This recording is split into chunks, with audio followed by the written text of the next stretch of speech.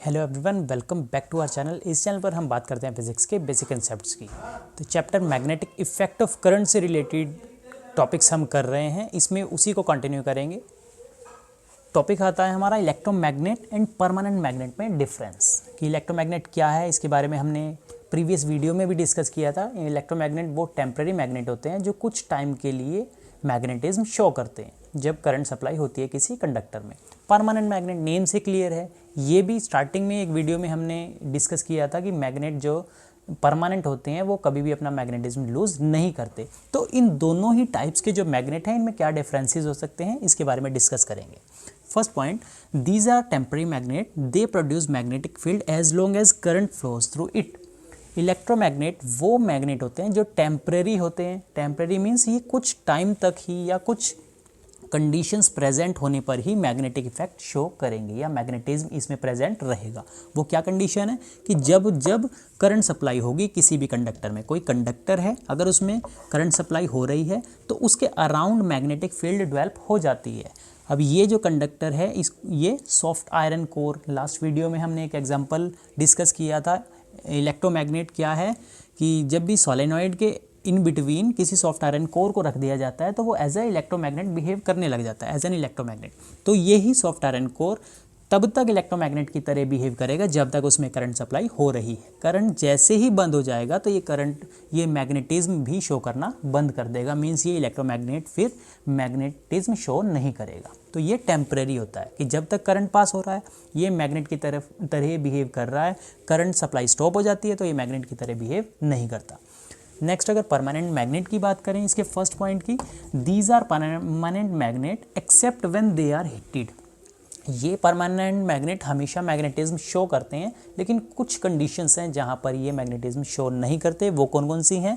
When they are heated a lot, अगर इनको बहुत ज़्यादा हीटअप कर दिया जाए तब ये अपना मैग्नेटिज्म लूज कर सकते हैं। सेकंड, स्ट्रक वेरी हार्ड, या फिर इनको बहुत किसी हैवी ऑब्जेक्ट से स्ट्राइक कर दिया जाए तब भी अपना मैग्नेटिज्म लूज़ कर सकते हैं, या किसी ऑब्जेक्ट से इनको प्रेस कर दिया जाए तब भी ये अपना मैग्नेटिज्म लूज़ कर देते हैं। तो परमानेंट मैग्नेट ये होते हैं। परमानेंट मैग्नेट अपनी नॉर्मली अपना मैग्नेटिज्म लूज़ नहीं करते। इनके एग्जांपल क्या थे? जैसे नॉर्मल जो मैग्नेट होता है, लॉर्डस्टोन है, मैग्नेटाइट है, ये परमानेंट मैग्नेट के एग्जाम्पल है। इलेक्ट्रोमैग्नेट के एग्जाम्पल जो भी नॉर्मल हमारे पास सॉफ्ट आयरन कोर को जब भी सोलेनॉइड के बीच में रखा जाता है तो वो इलेक्ट्रोमैग्नेट का एग्जांपल हो सकता है। सेकंड पॉइंट की तरफ बढ़ते हैं। Strength increases with increasing number of turns, कि जब भी जिस सॉफ्ट आयरन कोर को इंसुलेटेड कॉपर वायर सोलेनॉइड के बीच में रखा गया है, इसमें जितनी ज़्यादा नंबर ऑफ टर्न्स होंगी उतना ही ज़्यादा क्या होगा, यहाँ पर करंट प्रोड्यूस होगा और उतना ही ज़्यादा क्या होगा, जो मैग्नेटिक फील्ड स्ट्रेंथ है वो भी प्रेजेंट होगी। क्योंकि मैग्नेटिक फील्ड स्ट्रेंथ डिपेंड करती है किस पे? जितना ज़्यादा यहाँ से नंबर ऑफ टर्न्स प्रेजेंट होंगी, क्योंकि उतना ही ज़्यादा वहाँ करंट के बारे में नेक्स्ट पॉइंट में डिस्कस करेंगे। अभी के लिए जस्ट नंबर ऑफ टर्न्स से इसको रिलेट कर रहे हैं कि जितनी ज़्यादा नंबर ऑफ टर्न्स होंगी उतना ही ज़्यादा यहाँ पर क्या होगा, मैग्नेटिक फील्ड स्ट्रेंथ प्रेजेंट होगी। परमानेंट मैग्नेट में तो कोई ऐसा रोल है ही नहीं कि किसी कॉइल की बात की जाती है या कोई अरेंजमेंट की बात की जाती है, इसमें कुछ नहीं ऐसा। इसका आएगा it's magnetism doesn't depend upon number of turns, इसमें कोई टर्न्स का रिलेशन नहीं होता। Next point, strength depends upon current flowing through it. जो मैग्नेटिक फील्ड स्ट्रेंथ है वो किस पे डिपेंड करती है? करंट फ्लोइंग थ्रू इट, कि जितना भी यहाँ से करंट पास कर रहा है उसकी वैल्यू जितनी ज़्यादा होगी, उसका मैग्नीट्यूड जितना ज़्यादा होगा उतना ही ज़्यादा क्या होगा, मैग्नेटिक फील्ड स्ट्रेंथ भी प्रेजेंट होगी। कैपिटल बी से डिनोट करते हैं जिसको, और यही शो करता है कि कोई भी ऑब्जेक्ट मैग्नेटिज्म शो करेगा या नहीं। और परमानेंट मैग्नेट की अगर बात करें, once made magnetic field strength can not be changed. और परमानेंट मैग्नेट एक बार अगर गेन कर लिए गए, नेचर से हमें मिल गए, तो उसकी मैग्नेटिज्म को चेंज नहीं किया जा सकता, उसके मैग्नेटिक फील्ड इंक्रीज डिक्रीज नहीं की जा सकती, वो फिक्स रहती है। तो ये डिफरेंसेस हैं इलेक्ट्रोमैग्नेट और परमानेंट मैग्नेट में। और कुछ डिफरेंसेस है उसके बारे में डिस्कस करते हैं। Yes, next difference is during its operation field strength can be varied, कि जिस टाइम इनका यूज़ किया जाता है कि फील्ड स्ट्रेंथ को इंक्रीज़ या डिक्रीज़ किया जा सकता है। कैसे? क्योंकि इलेक्ट्रोमैग्नेट में फील्ड स्ट्रेंथ जो है कैपिटल बी से डिनोट किया जाता है, और ये कौन कौन से फैक्टर पे डिपेंड करती है? आई पे, नंबर ऑफ टर्न्स पे। तो नंबर ऑफ टर्न्स अगर इंक्रीज़ कर दिए जाए तो मैग्नेटिक फील्ड स्ट्रेंथ भी इंक्रीज़ हो जाती है। करंट अगर इंक्रीज़ कर दिया जाता है तब भी मैग्नेटिक फील्ड स्ट्रेंथ इंक्रीज़ हो जाती है। तो यूज़ करते हुए ऑपरेशन ये इनका जब भी यूज़ किया जाएगा, field strength can be varied. During its operation field strength can not B varied, क्योंकि परमानेंट मैग्नेट तो एक बार अगर गेन कर लिया गया, एक बार मिल गया, उसमें कुछ भी चेंजेस नहीं किए जा सकते हैं, तो फील्ड स्ट्रेंथ भी चेंज नहीं की जा सकती उसमें। Next point, it's polarity can be reversed during its operation. जब यूज़ किया जाएगा पोलैरिटी भी चेंज कर सकते हैं। कैसे?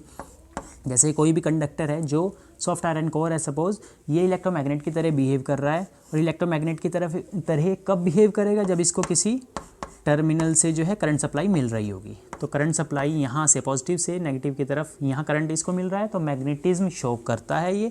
अब हम कैसे क्या कर सकते हैं, बैटरी के जो टर्मिनल्स है अगर हम उनको रिवर्स कर दें तो यहाँ पर भी पोलैरिटी चेंज हो जाती है, चेंज हो सकती है। जो भी पोल इस साइड होगा अगर पॉजिटिव की तरफ, अगर हम उसको चेंज कर दें, नेगेटिव को इस साइड ले आएँ, तो अब वो ही पॉजिटिव वाला दूसरी साइड चला जाएगा। तो polarity can be changed. Same वही परमानेंट मैग्नेट में it's polarity can not be reversed, क्योंकि ये तो परमानेंट है, फिक्स है, कुछ भी इसमें चेंजेस नहीं हो सकते। Next, it has large number of applications. Electromagnet के इन सभी रीजंस के कारण बहुत सारी एप्लीकेशंस है। कहाँ कहाँ यूज़ किया जाता है, हमने इसको प्रीवियस भी डिस्कस किया था वीडियो में। इलेक्ट्रिक बेल में, इलेक्ट्रिक हॉर्न में, साइंटिफिक इंस्ट्रूमेंट्स में, और भी कहीं जगह कई प्लेसेस पर इसको इलेक्ट्रोमैग्नेट को यूज़ किया जाता है। बट अगर परमानेंट मैग्नेट की बात करें तो इनकी बहुत लिमिटेड एप्लीकेशंस हैं, इनको ज़्यादा यूज़ नहीं किया जा सकता। कंपस नीडल फॉर्म करने में या नॉर्मल हॉर्सशू मैग्नेट बनाने में कुछ जगह ही इनका यूज़ जो रहता है परमानेंट मैग्नेट का। यस, प्रीवियस टॉपिक्स में हमने डिस्कस किया था कि कोई भी करंट कैरिंग कंडक्टर है उसके अराउंड मैग्नेटिक फील्ड डेवलप हो जाती है, वो मैग्नेटिक फील्ड प्रोड्यूस करता है। नेक्स्ट हमारा टॉपिक आता है force on current carrying conductor in magnetic field, कि ये जो करंट कैरिंग कंडक्टर है, ऐसा कंडक्टर है जो करंट को कैरी कर रहा है, इसने मैग्नेटिक फील्ड तो प्रेजेंट की, अगर कोई भी मैग्नेटिक कंपस इसके पास लेकर आई जाती है तो ये उसको डिफ्लेक्ट कर देता है। बट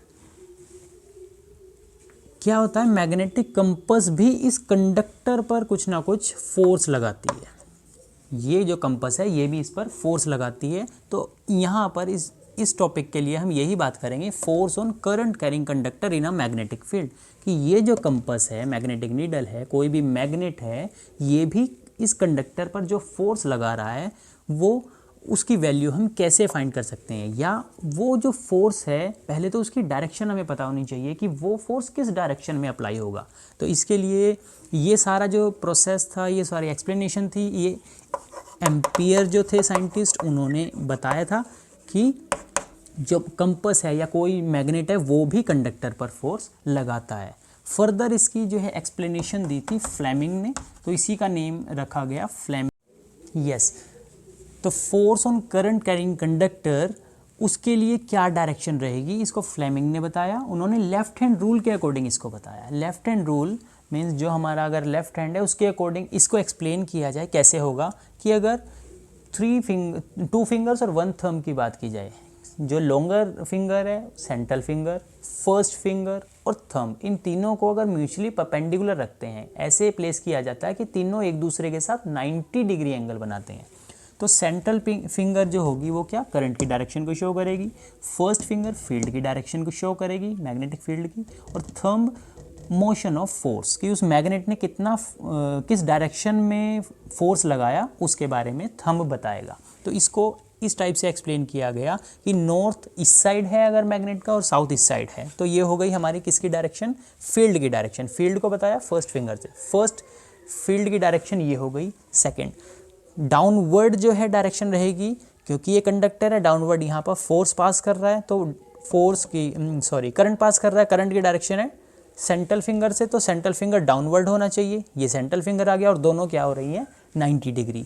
अब थर्ड जो है थंब बताएगा मोशन ऑफ फोर्स। अब थंब किस डायरेक्शन में ओपन हो सकता है, इस डायरेक्शन में आउटवर्ड ही हो सकता है। तो आउटवर्ड जो भी डायरेक्शन होगी थंब की, वो फोर्स के बारे में बताएगी। तो इस केस में फोर्स की डायरेक्शन क्या होगी, यहाँ पर इस टाइप से होगी, बाहर की तरफ, क्योंकि ये तो 2D होता है, बोर्ड इस पर एक्सप्लेन नहीं किया जा सकता, तो आपने ध्यान रखना है। जैसे यहाँ पर ये मैं दिखा रहा हूँ आपको, ये मार्कर, ये पेन, चौक, इसके अकॉर्डिंग इसकी डायरेक्शन यहाँ पर फोर्स की बाहर की तरफ हो जाएगी। अगर फर्स्ट फिंगर फील्ड की डायरेक्शन बताती है, सेंट्रल फिंगर करंट की डायरेक्शन बताती है, तो थंब आउटवर्ड हो जाएगा। इसी अकॉर्डिंग अगर हम करंट की यहाँ डायरेक्शन अपवर्ड कर दें, ऐसे कर दें, फील्ड तो उधर ही है, सेंट्रल फिंगर करंट को ऊपर की तरफ, तब क्या होगा, ये जो थंब है ये इनवर्ड पेपर के इनसाइड जो है फोर्स लगाएगा। तो यहाँ से बिल्कुल ईजिली हम जो फोर्स है उसकी डायरेक्शन को आइडेंटिफाई कर सकते हैं। ओके, इस वीडियो के लिए इतना ही। अगर आपके कोई डाउट्स हैं तो कमेंट ज़रूर करें, वीडियो को चैनल को सब्सक्राइब करें, वीडियो को शेयर ज़रूर करें। Thank you very much.